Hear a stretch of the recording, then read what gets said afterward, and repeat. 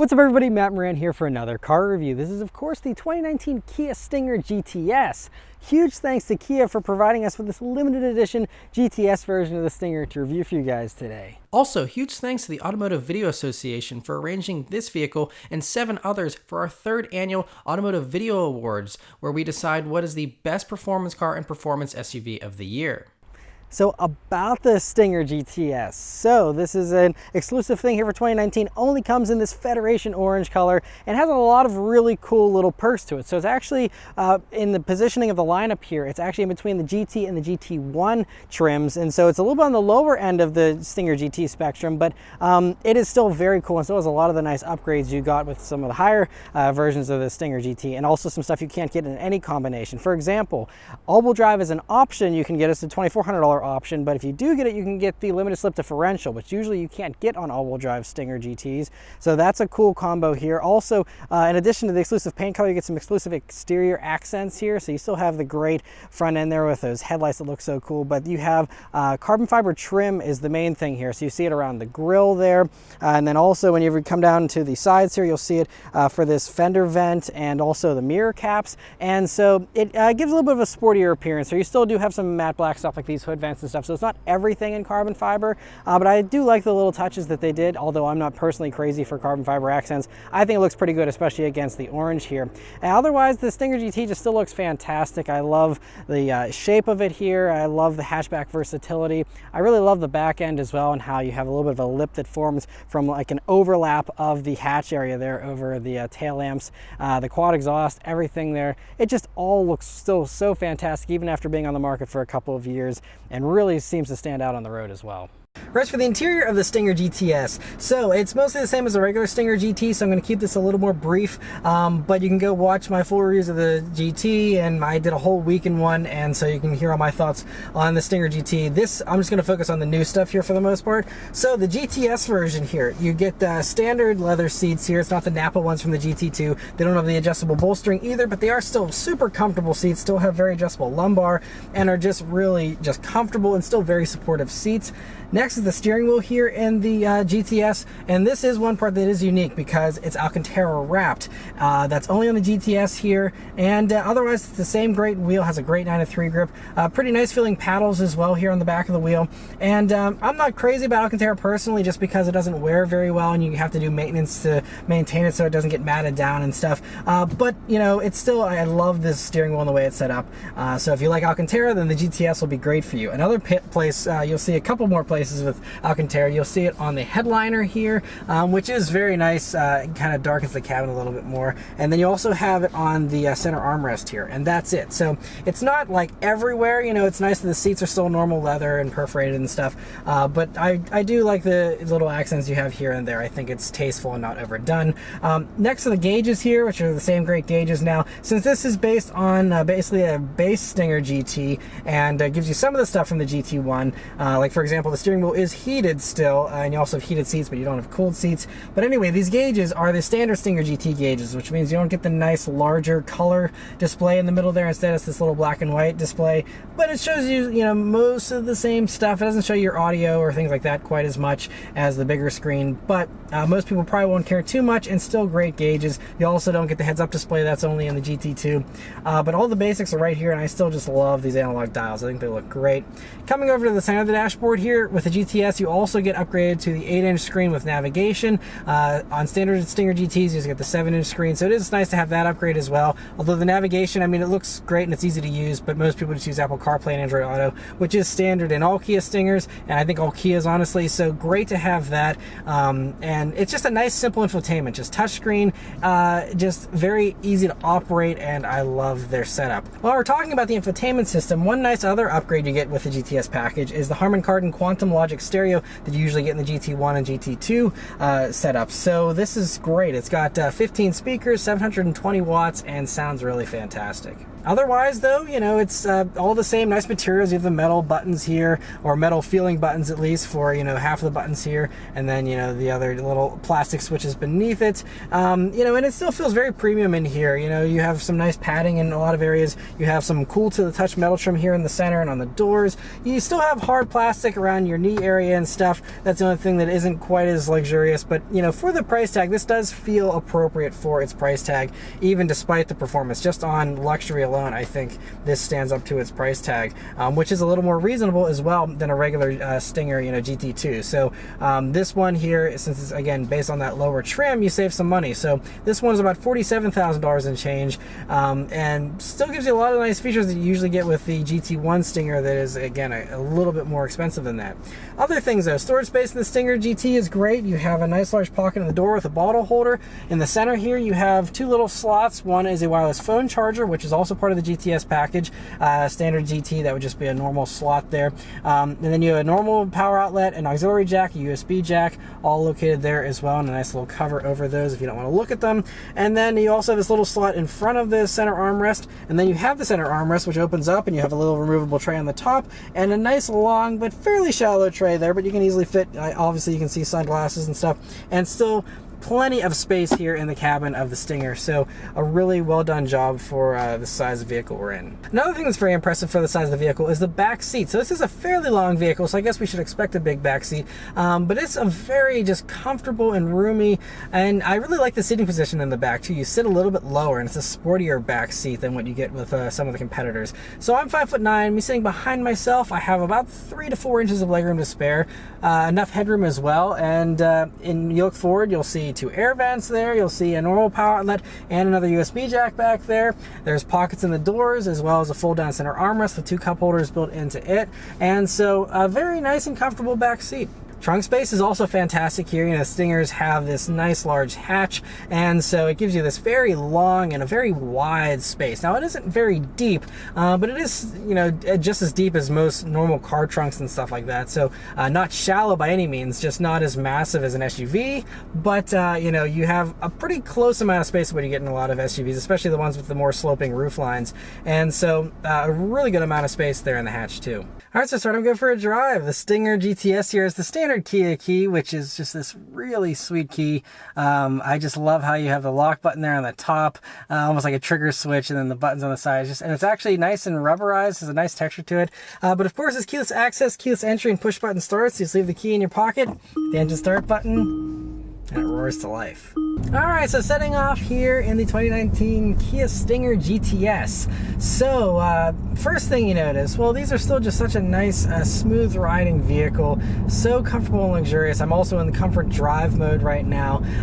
Speaking of the drive modes, very briefly, so one of the big things with the Stinger GTS, especially the all-wheel drive version like this one is it has its unique D all-wheel drive system only on the GTS. So that gives you the limited slip differential combined with the all-wheel drive system, which usually you can't get with the all-wheel drive versions of the Stinger. And so it's supposed to give you a drift mode that sends 100% of the power to the rear, but I can't find any way to engage it. The drive mode selector has no drift mode, so I'm not sure how that is set up, but we're going to go ahead and put it into the sport mode here and turn down onto this straight road and see how it does. And here we go.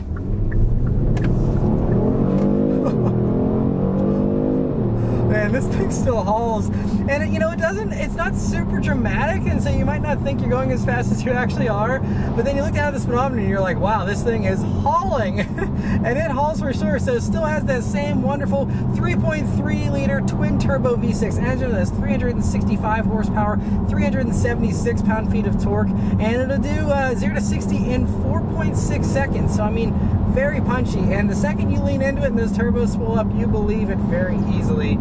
This thing has got some power to move, even despite the fact that with the all-wheel drive here, this is about 4,150 for the weight, 4,150 pounds. So, you know, it's a little heavier. It's about 150 pounds heavier versus the rear-wheel drive Stingers. But on the launch of the Kia Stinger GT, I actually drove the all-wheel drive version and the rear-wheel drive version back-to-back on an autocross course, and I really couldn't tell too much of a difference. They're both so well balanced, and it's still so neutral with either drivetrain that honestly, I think it handles handles just as well with the all-wheel drive setup, honestly. But it is strange that there is no drift mode. I don't know how. There's no new buttons here on the interior, so I don't know how to get into that, but that is kind of strange that, you know, it's not super obvious, since that's one of the main features here of the GTS. And so the Stinger has never pretended to be lightweight. You know, it doesn't handle as well or as light feeling as some of the competitors, which are lighter. But the thing with the Stinger is it grips. So, and now this is one thing where it's a little different with the all-wheel drive versions, because you have slightly less aggressive rubber on it, but it's still a Michelin Pilot Sport 4 summer tire, 225 wide in the front,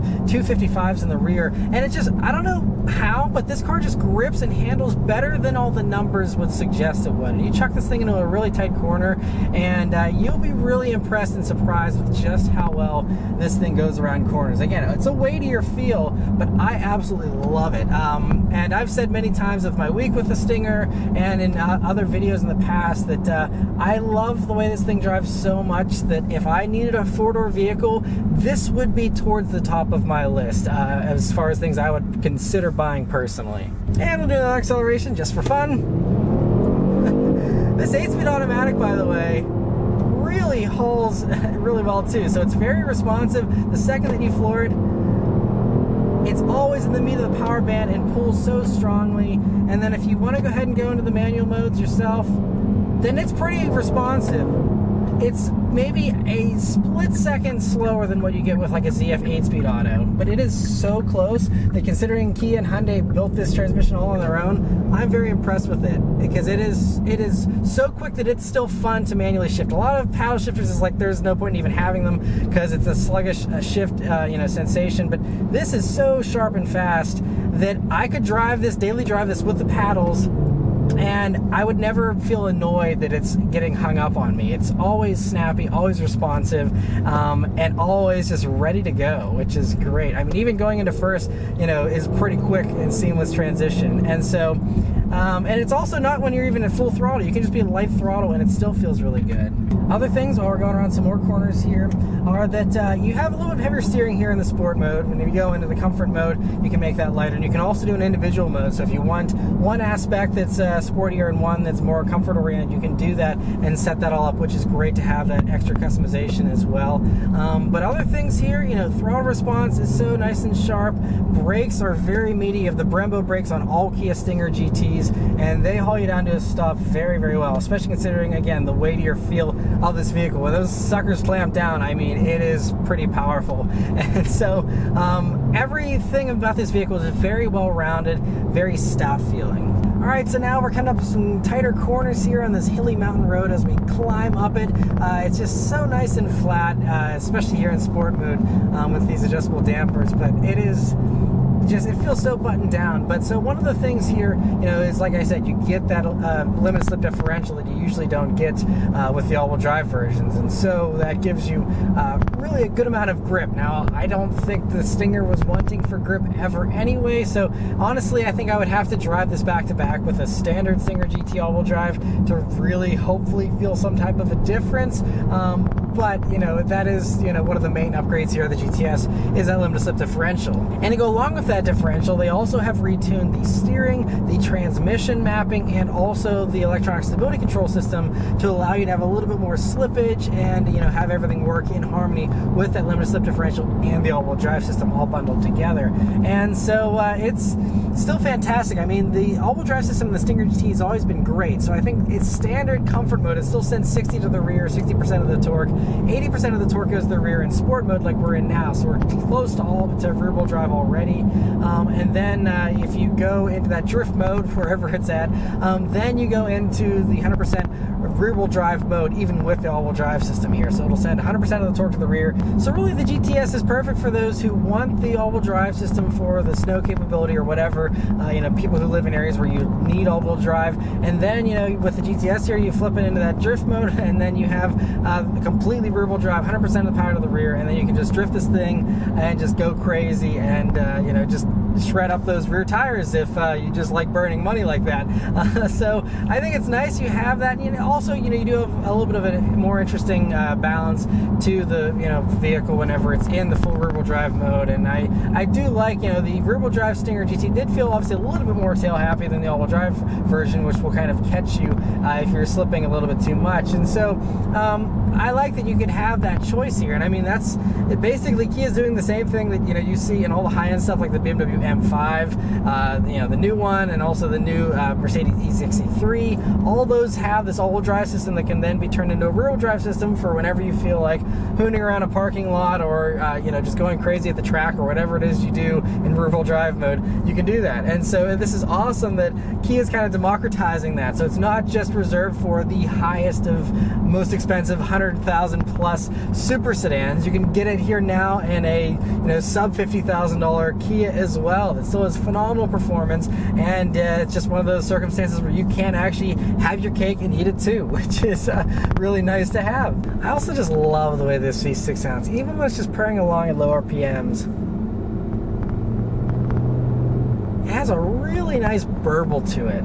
It kind of reminds me a little bit of the Nissan 350Z, 370Z and their burble in those V6 engines, but it has a unique character of its own, especially with the turbos and stuff, and it just sounds so sweet. And I've even heard some of these with aftermarket exhausts, and they can sound really crazy, and so pretty awesome that this is just, I still love this engine. I still love the Stinger as a whole. It's such a fantastic package, and yeah, I'm just glad they're continuing to keep it fresh here with new additions and stuff. I'm excited to see what other stuff they might come up with down the road, but honestly, the lineup is still so solid. Just the normal GT is just fantastic. I don't think they need to do anything to it. Maybe offer a few new colors. Maybe, it'd be nice to see the new widescreen display that you see in the Kia Telluride, the K900. That would be a nice little upgrade here in the middle to kind of make this feel a little bit more high-tech. Digital gauges would be another cool thing if I'm, making a wish list, I guess, for Kia. But yeah, otherwise, I still love this thing. Huge thanks once again to Kia for providing me with the Stinger GT here to review for you guys today. Let me know your thoughts on the Stinger GTS here in the comments below. Thank you guys very much for watching, and I'll see you on the next one. Take care.